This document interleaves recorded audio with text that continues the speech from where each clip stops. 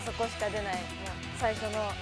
アデジョジョの効果音みたいな。お勉強で1日何店舗か視察で回ったことあるんですけど、お店をもう最初の印象で今日行ったお店の名前もあそこしか出ない、もう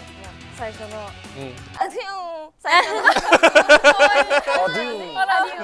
アドゥーンは大丈夫なの？最初に最初の1分でアドゥーンカエル殴った時みたいなアドゥーン。本当にここにいたいって思えるのが一番最初の挨拶とか、そうテンション感でこっちも一緒に入り込めるなっていうのがあるんで。そうか、どれだけその世界観に引きずり込めるかっていうね、1分間で。